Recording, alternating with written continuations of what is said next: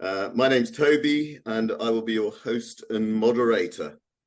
Now, the topic of this webinar is business transformational change, and it is presented by none other than the great Sharon Robson. She is great, I have to say. A very brief introduction to Sharon. I've had the great pleasure working alongside Sharon for many years, and I know that she's got a very deep fountain of knowledge. So the webinar you're about to experience will be just the tip of the iceberg in terms of all that resides in her magnificent brain. It really is magnificent. I haven't seen it, but it's got some good stuff in there. Another great thing about Sharon is she can simplify the complex and at the same time make it enjoyable and interesting and relatable. So, you know, it will be a tremendous presentation. Just a little bit about Sharon. She's had many leadership and management roles and uses her extensive experience to guide her teams, the teams that she works with currently and in the past. And she's focused on establishing patterns of behavior. So it's very much a behavioral thing that enables teams to perform at very high levels, you know, at the same time supporting the organization's ability to learn and adjust in this very, very uncertain and ever-changing environment that we're in. She applies lean and agile principles as well as applying collaborative-based approaches to problem solving and risk management. And she's worked with many leadership teams, you know, to transform organizations and optimize their delivery approaches, and also, you know, works very hard to build high-performing teams. Now, I'm sure she's had many accolades in my time, but this is a good one. She won the Women in Technology Award for Outstanding Achievement in Technology for her work in mobilizing the agility community. So you know that you've got someone really special here in front of you. So we've got about an hour to play with. And so there will be some seriously impactful nuggets of gold to take away. So you need to listen very, very carefully. But there is also a little function in Zoom called Q&A. I have a feeling you will not be able to use the chat function. So don't do that. Don't do the chat function. We're not doing that horribly, but it's just that we've got one place where we can hold all the questions. Sharon is very happy, you know, during and after to take on these questions. So I'm going to be monitoring those. That's really my sort of main task or responsibility. So I'll be looking at those, and I'll sort of interject at a timely in a timely manner. But I think it's time to go over to the wonderful Sharon Robson. Please take it away. Oh, thanks, Tony. Toby? Tony. Now I've blamed him, haven't I? Toby. That's normally an autocorrect thing. They can't blame that, right? But that's a really wonderful introduction. I really appreciate it. And yes, honestly, Toby and I have known each other for a very long time, many iterations. But today what I'm going to talk to you about is I'm going to talk to you about business transformational change. Now, it's a bit of a clunky thing to talk about, but the basis of the conversation today is really, at the moment, there's so much change going on. And there's been such a focus on change over the past decade. You know, we've done our agile transformations, we've done our digital transformations, we've done our tech stack changes, you know, the whole platform usage has changed astronomically, and that's just in the tech space. But when you think about it, the marketplace has changed drastically as well. As Toby and I were talking about before you guys joined us, you know, we've actually been around the block a time or two, and when you start to look back over, you know, the past 2 to 3 decades, yes, 3 decades of active engagement in the community and at a business level, the marketplace has changed beyond belief, absolutely beyond belief. You know, some of us were around before there were smartphones. Some of us were around before there were there was the internet. But what we're seeing now is even more and more of our market changes are happening dynamically. Now, this is super important to be aware of from a business perspective, because the way that we do business has to keep up with the environment in which we do business. And we've got to also make sure that we are considering our customers. You know, who are we working for?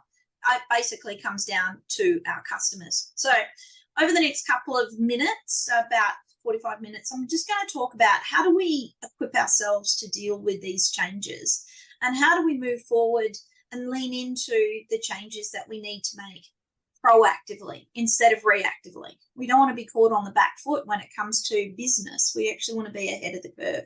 So I'm going to talk about curves. And I'm also going to talk about some of the tools and techniques that you can use to look inside your organization, figure out what you need to change and why, but then also figure out, you know, how do we approach these changes? And I'm going to help you hopefully identify some ideas for experiments to run and the attitude that you can bring to your business transformation. But I'm just going to start with the whole what the heck. Yeah, we've got to say that, what the heck. And when you think back over the past 5 years, VUCA doesn't even come close to describing what's going on. You know, VUCA stands for volatile, uncertain, complex, and ambiguous. But I mean, seriously, if I had said to you 5 years ago, there'll be a 2-year global pandemic where everyone will work from home and we're going to shut down most national borders, you would have laughed me out of the room. If I had said to you that there's going to be a ship that got stuck sideways on the Suez Canal and we're going to lose all of our supply lines, you would have said that's never going to happen. If I had talked about volatility in governments, if I had talked about wars raging through Europe, if I had talked about cost of living increases and going from interest rates of, you know, sub-zero in some of our countries of the world to, you know, inflation escalating beyond belief, you'd say that's never going to happen. It's never going to happen. But it is. It is happening. And what we're experiencing is a real challenge in dealing with this dynamic, because when we start to look inside our organizations, we get caught and we get caught short. I was also talking to Toby about this earlier. Most of our management theories, if you stop and think about how we do management, whether or not we're looking at scientific management or we're looking at Taylorism, which is where a lot of our project management structures come from, or if we're looking at our productivity and performance metrics, most of the theories and most of the leadership approaches that we have come from the 1900s, 1920s, and 1950s. So they're 100 years old. And we're using these as models for our working practices and our systems of work and our way to deliver value to our customers. Now, the first thing that we've got to realize is that our organizations, they have to evolve away from this way of working and this way of thinking that's based on 100-year-old paradigms. But our marketplace is definitely not 100 years old. The tech landscape is not 100 years old.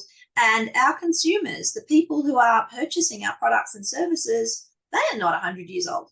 So we sort of got this real disconnect between how we structure our organizations and the rest of the world we live in. So we've got to really think about ourselves now and position ourselves to reimagine and reinvigorate what our own future looks like.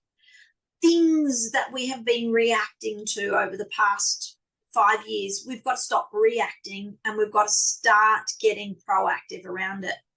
So one of the things that I'm going to talk about today is the fact that we need to thrive.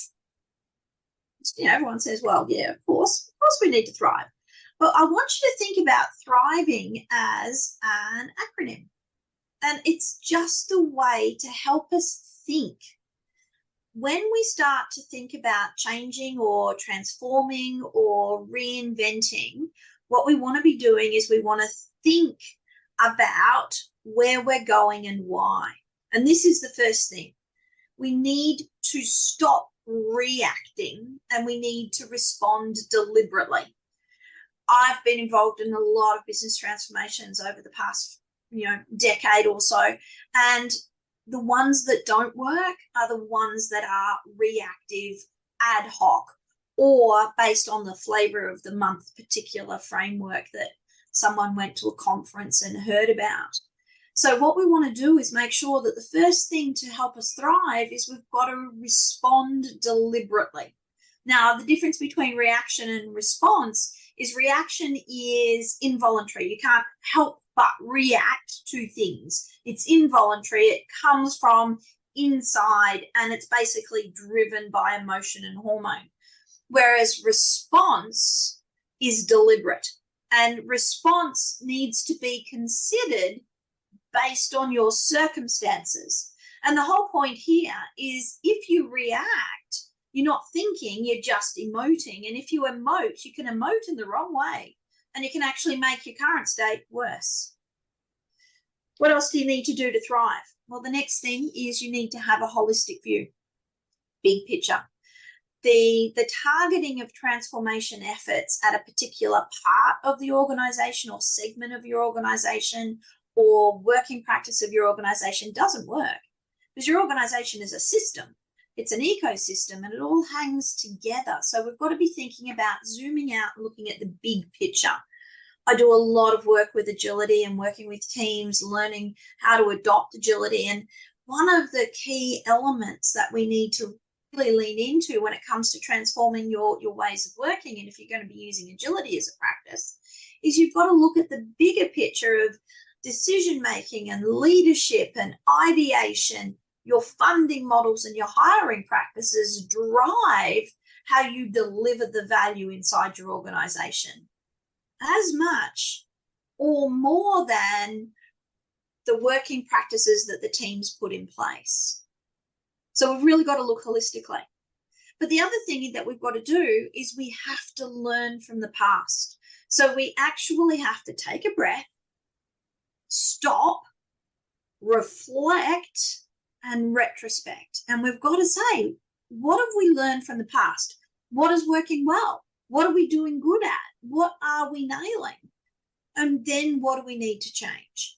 And the whole mindset here is that basically, if you're actually here, not everything is bad.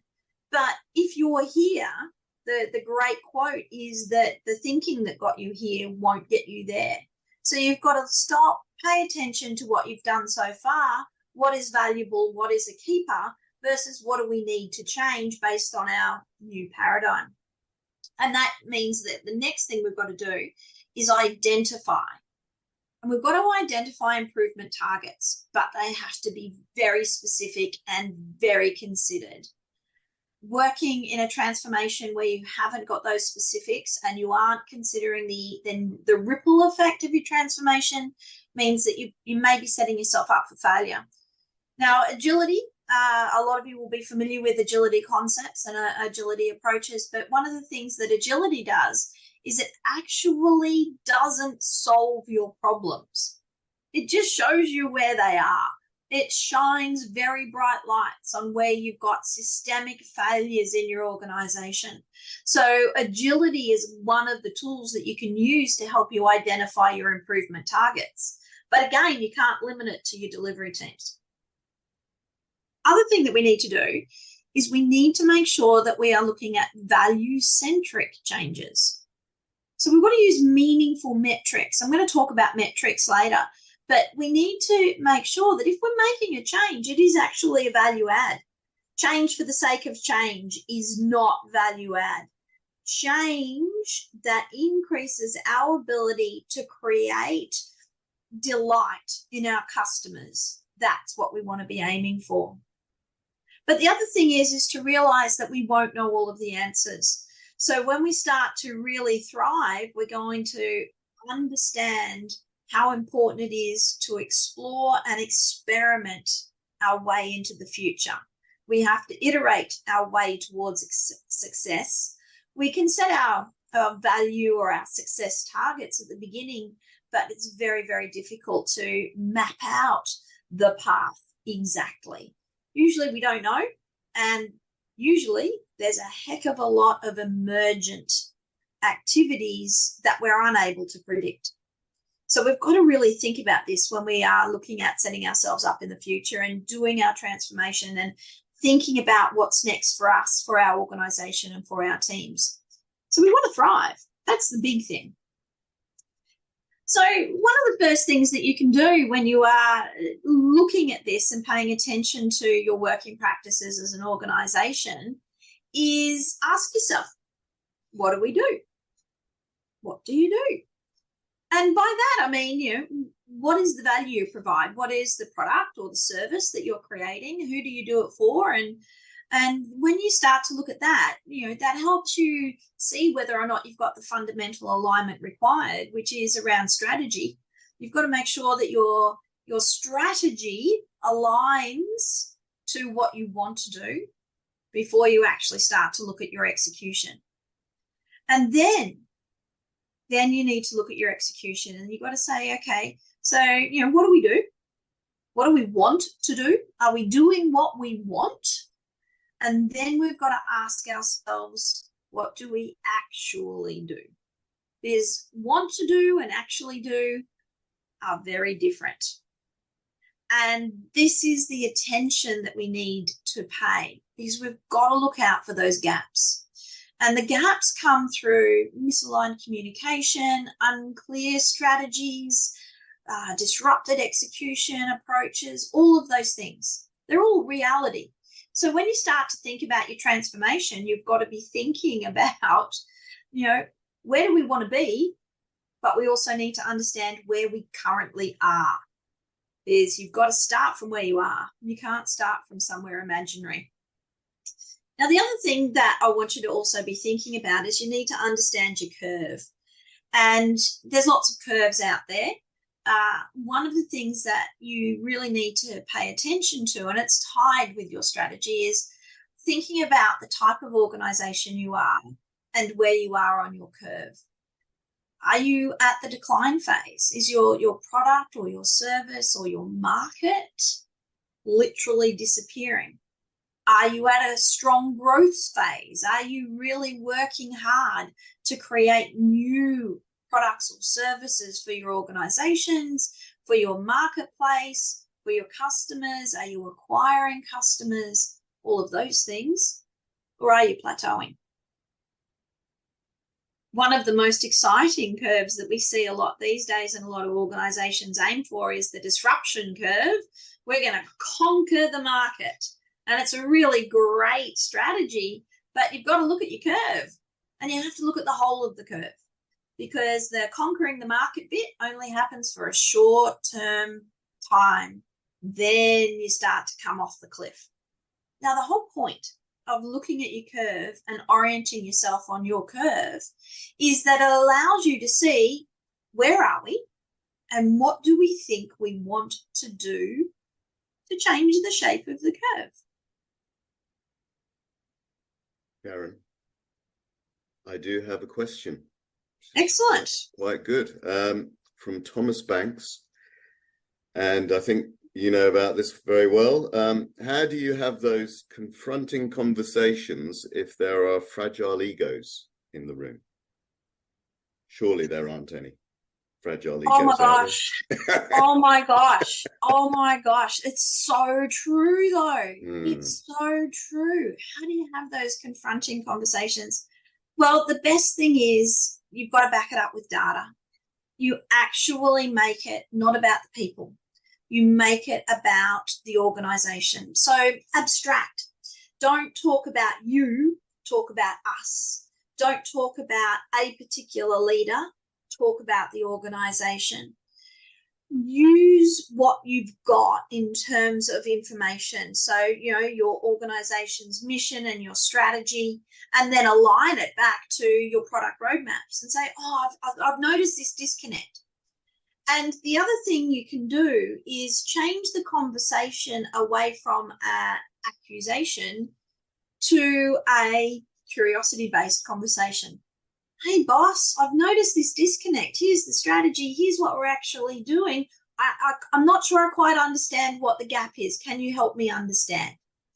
Now, the reason that this is such an effective way of doing it is, first of all, your boss may not know, may not have understood that there is a gap there. Because oftentimes leaders exist in a bit of a vacuum. They live in we artificially isolate them from these hard conversations. When the senior leaders walk into a room, everyone smiles and pretends that everything's fine. It's not, but they all smile and pretend. So sometimes senior leaders don't know. If your senior leader is not the type of person who responds well to those types of conversations, then you've got to be thinking about, how can I make it bleedingly obvious so that they can come to their own conclusions about it without me executing a career limiting move. Okay. So there's ways to do that as well. Hello, I'm Sharon. I'm a consultant. Code word for consultant is disposable person. So another strategy that you can use there if you need to have these confronting conversations is hire someone to come in and have them on your behalf. Now, the whole point about consultants or anyone who comes in and says things on your behalf is that they say the thing and then there's no long-term repercussions of the thing being said. But consultants or coaches or other people, they're your ability to highlight things in a way that doesn't limit your own personal career. But egos are a big challenge, big challenge. I just try to make it as obvious as possible. Hope that helps. Very nice. Thank you. Okay, so first of all, you've got to look at your curve, but I want you to recognize there's a number of curves that you need to consider. You've got to be thinking about your product curves. Where are your products? Where are your services on these curves in terms of, are you trying to get into a new market or are you in a well-established market? You've got to be thinking about your adoption curve. Where are your customers? How eager are they on consuming what you're giving them? And then I want you to look at your maturity curve. Where are we as an organization on our maturity journey? Do we think we're there? Are we disrupting ourselves or are we actually plateauing? So the whole point is to pick a topic, map the curve, assess where you are, and then figure out what you need to do to change the shape of your curve. And then get ahead of the curve. You want to actually be driving the curve in the right direction. So you've got to make your own curve. And this is something I see a lot in organizations where the portfolio or the backlog drives the direction of the organization, where it should be the other way around.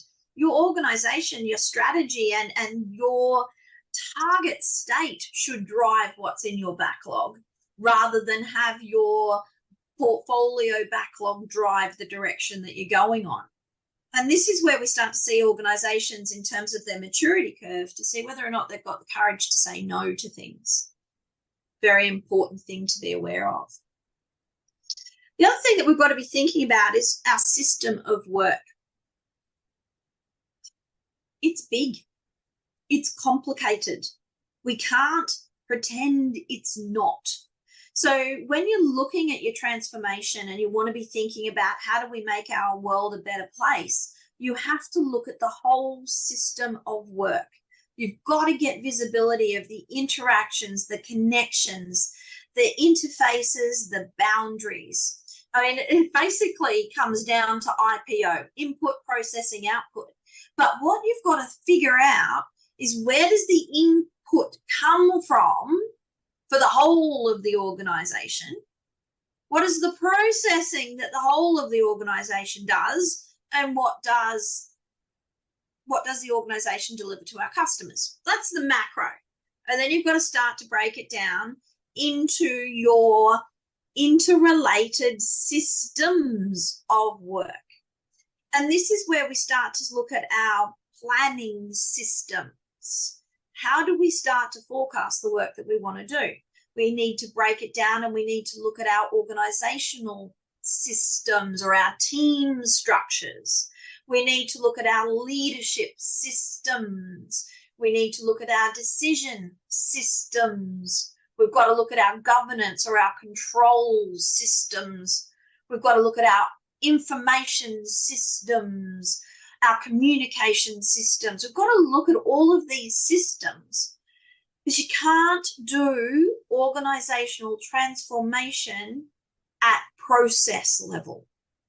You have to look at the whole of these systems, and you've got to figure out, how do they work together?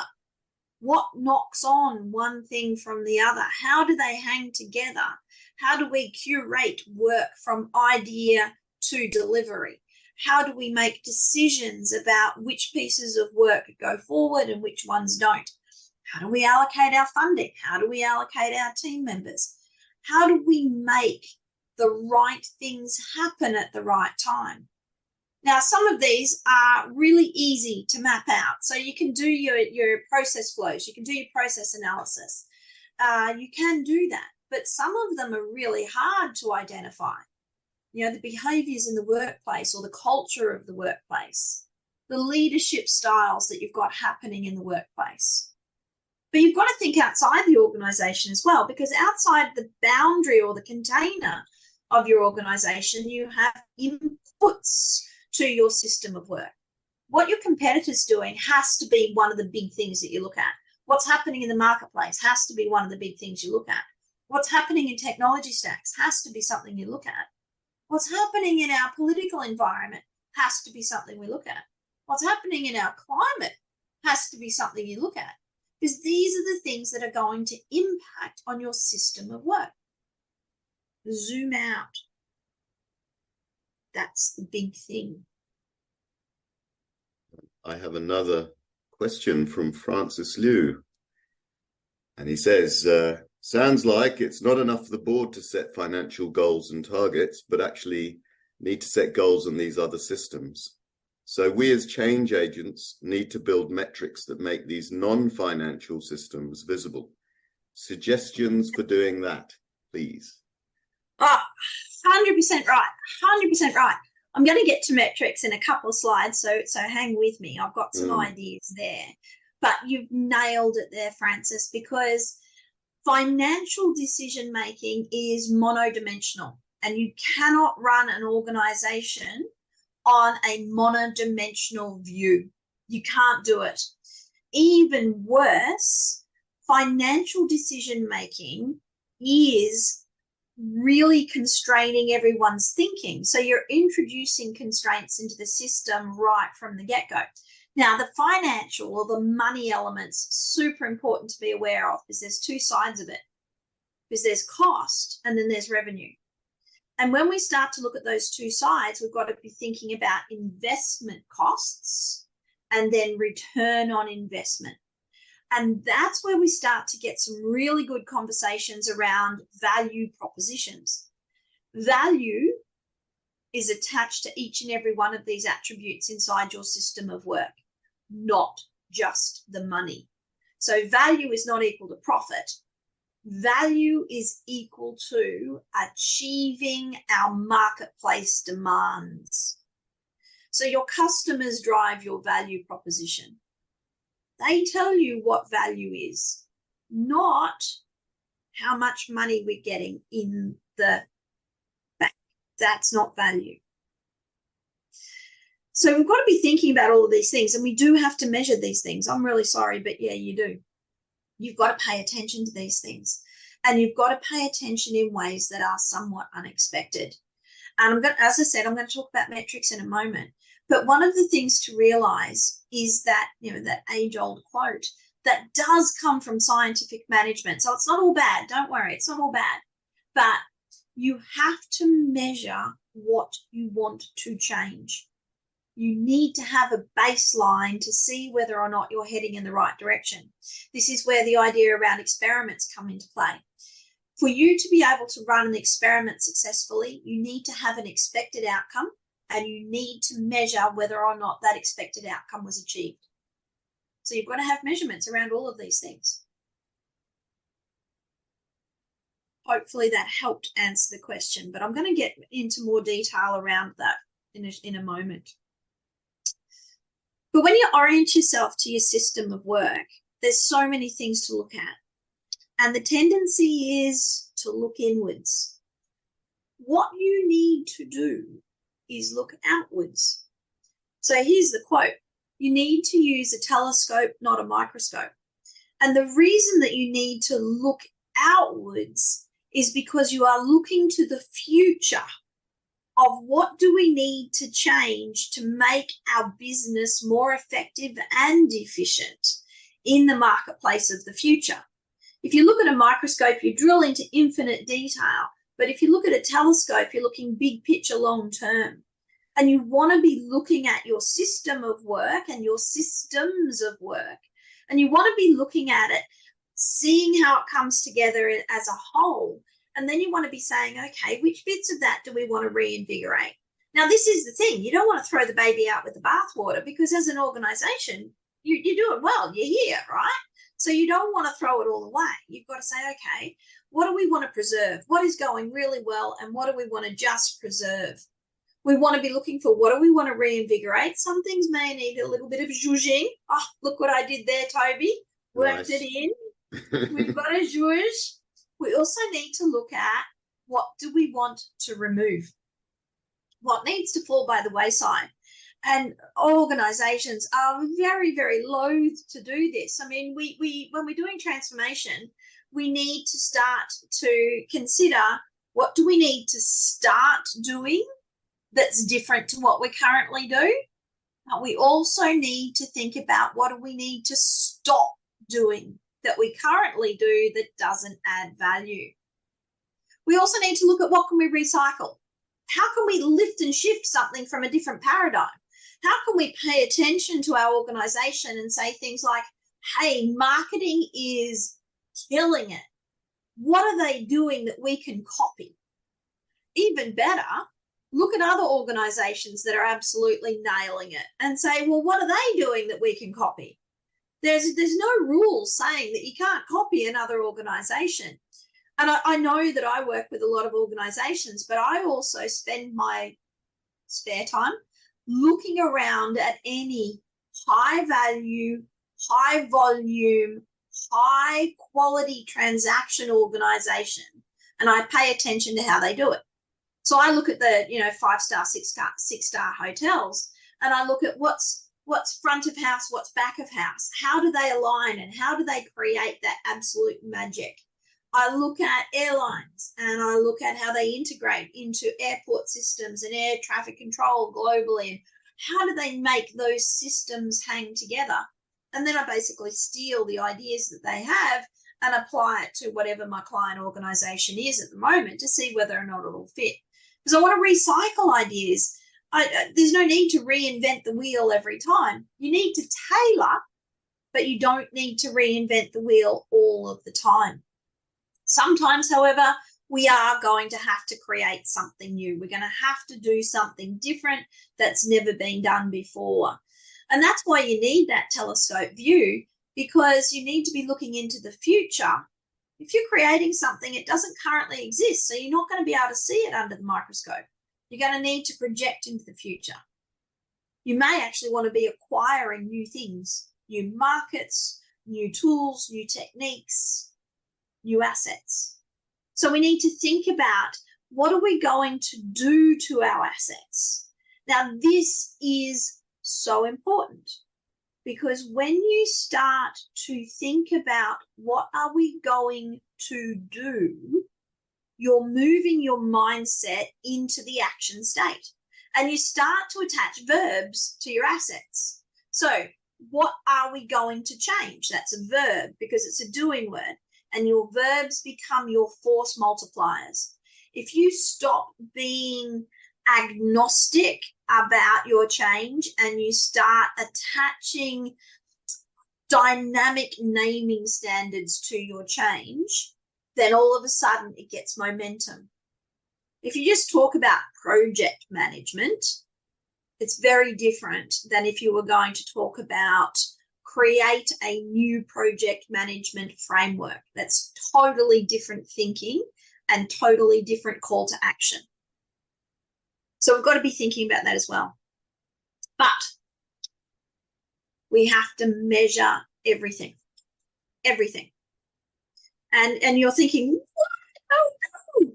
It actually is very, very simple, because when it comes down to it, our metrics really are about three things: time, money, and people. That's what our metrics are.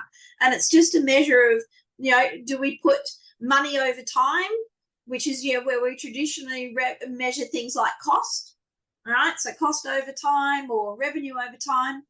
People over time is how we do our organizational planning, our workforce allocations. It's how we make decisions about hiring and firing. It's about how we make decisions about insourcing or outsourcing. It's people over time. And then if we actually look at our assets and we start to give them a rate card or a cost, it really boils down to people, time, or money. And this is really important, because this is how we start to use metrics as mirrors. If we are only measuring money, it means we're missing 2/3 of the important elements of our organizational decision-making framework. We're not thinking about things holistically, which means we're going to make poor decisions and we've not got objective data. So how do you get this data? Well, this is the good bit. Time. If you're going to talk about time, you're just talking about when. That's all time means. Time means when.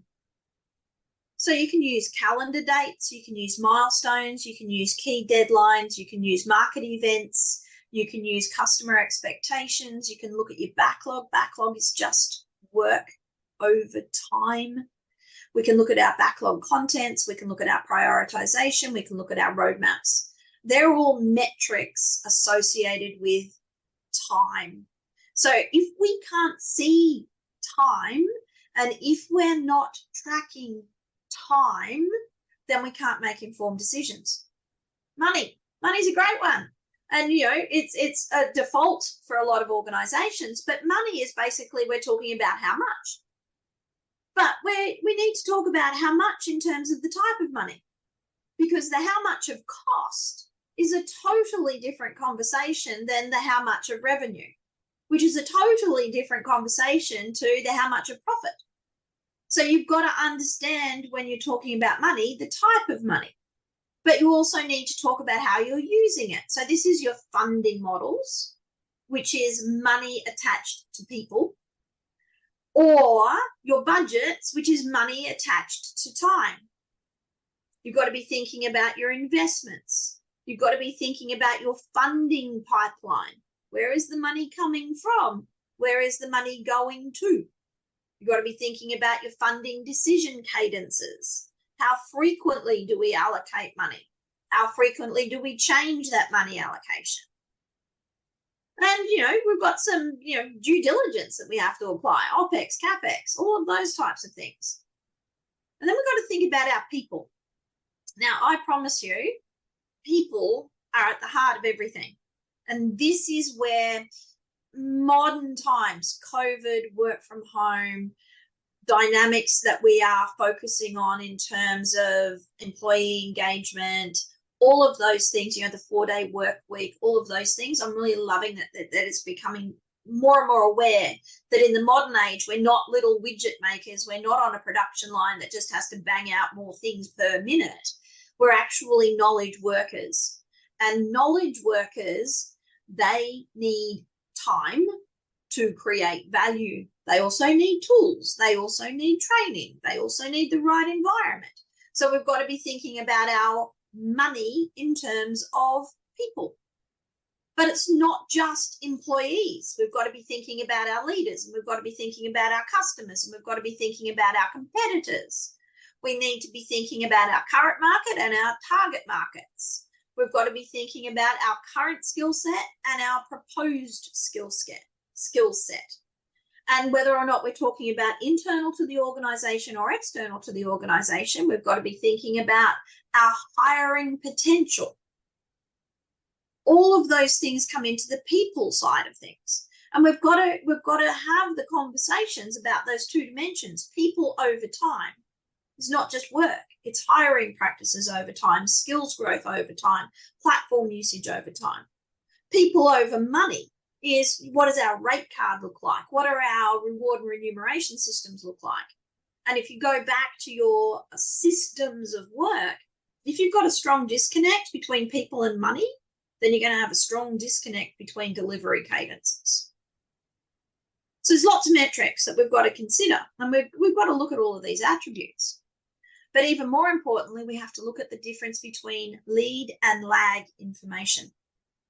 So the analogy that I use here is you need to imagine that you're driving in your car, and we use metrics to help us make decisions, and the decisions help us exercise what's known as our control mechanisms. How fast do we go? Do we need to stop? What's on? What's off? Which direction are we going? How long it's going to take? Do we go faster? Do we go slower?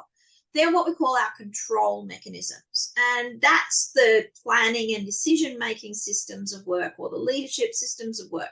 We've got to look at those, but they actually have to be driven by metrics. So the metrics, or the information that we've got, are our lead metrics, the things that tell us what's coming up, and our lag metrics, the things that have happened in the past, and our point-in-time metrics. So what are lead metrics? I can almost imagine the question. We're talking about roadmaps, we're talking about plans, we're talking about calendars, funding, budgets, our hiring strategies, our staffing levels, what's our morale like? All of those things are what our lead metrics are. They tell us the direction that we need to go in. So it's like sitting in your car and looking through the windscreen. When you are in your car looking through the windscreen, you are figuring out, what do I need to do next based on the information coming at me? And when I'm in the car looking through my windscreen, I'm analysing traffic patterns, traffic lights, traffic density, the destination, the journey that I'm on. But I'm also paying attention to my point-in-time metrics. How fast am I currently going? How much petrol have I got in the car at the moment?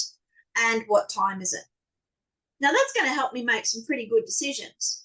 You know, school zones, classic example. If I'm barreling towards a school zone, I see the sign coming up in my lead indicators that says school zone, 40 kilometres an hour. I then need to check, what am I currently doing? What time of day is it? And what day is it? For me to figure out what control mechanisms do I exercise. Do I slow down? Do I speed up? Those are the questions I need to answer. That's me exercising my control mechanisms.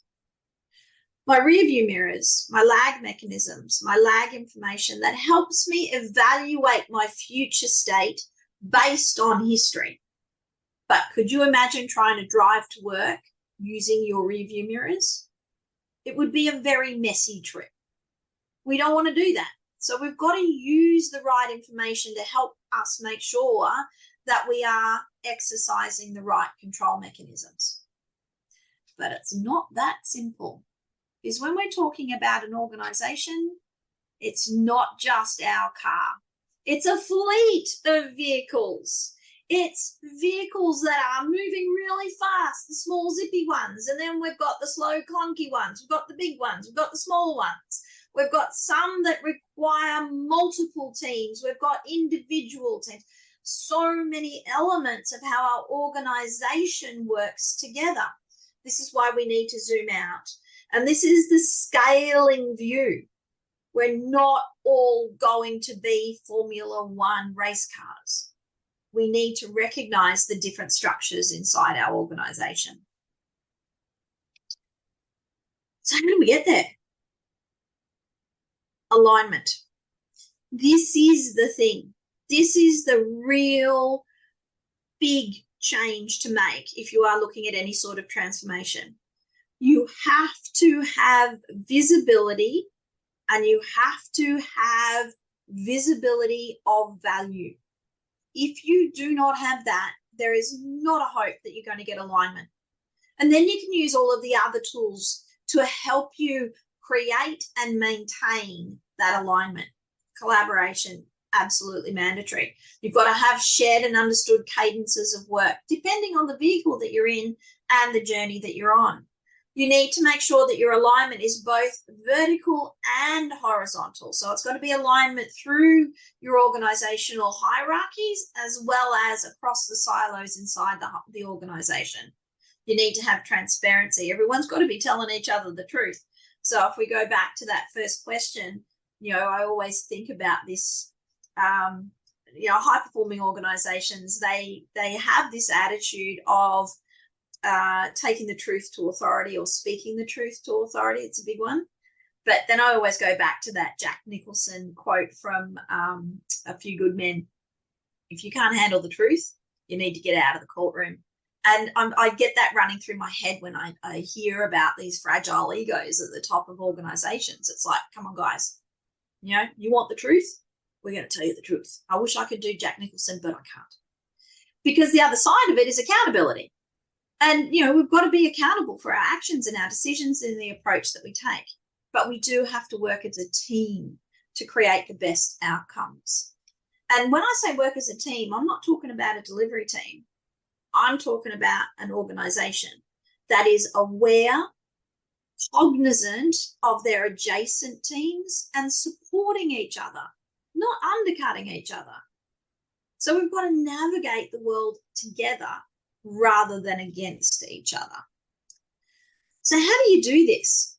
Well, you need to explore the future and you need to create a bunch of experiments. So you need to have a true north. You need to have that, here's what we're here to do, and here's what we think we need to change to allow us to get there.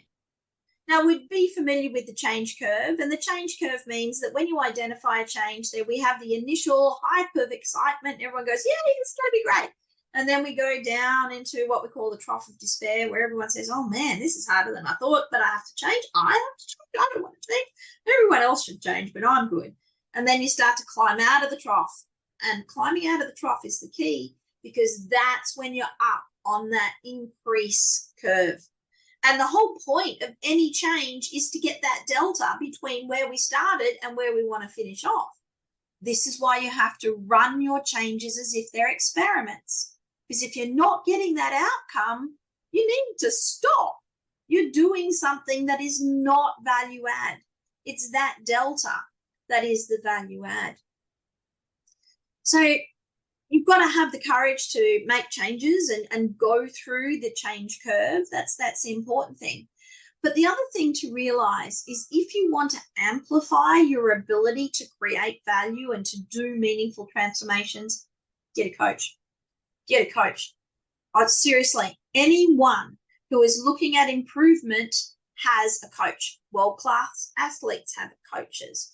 World-class leadership teams have coaches. The whole point of a coach is they are not playing the game. They are watching you play the game.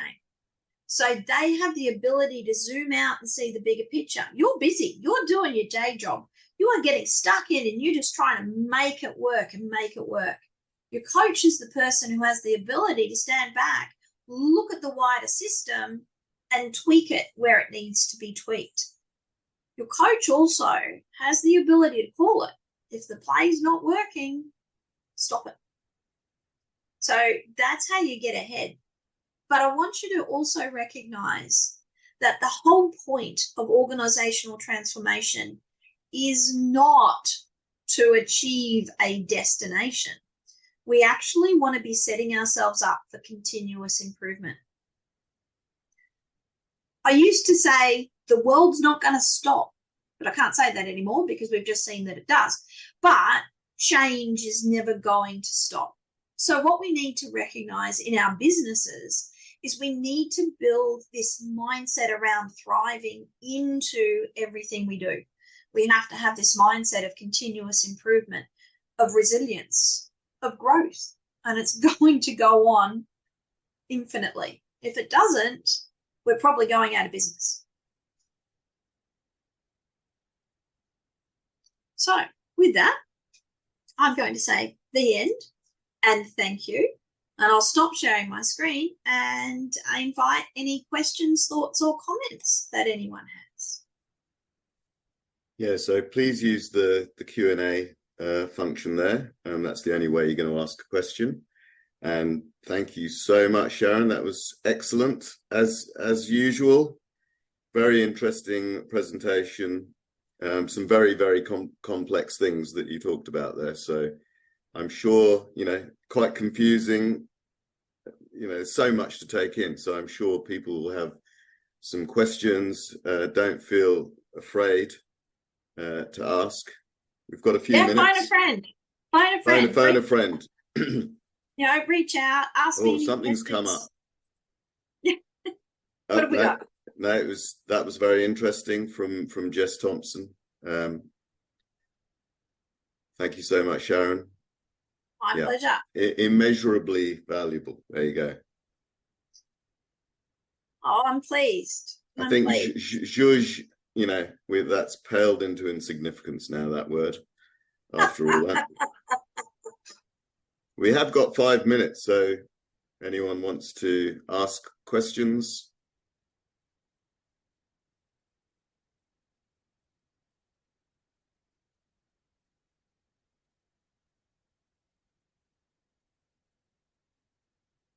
No. Continuing from the previous question, what if there is no data available to support the change, but it is necessary? That's a great question, because I'm going to come back at you and say, how do you know it's necessary? Because this is the thing. This is the difference between reacting or using heuristics or word of mouth or emotive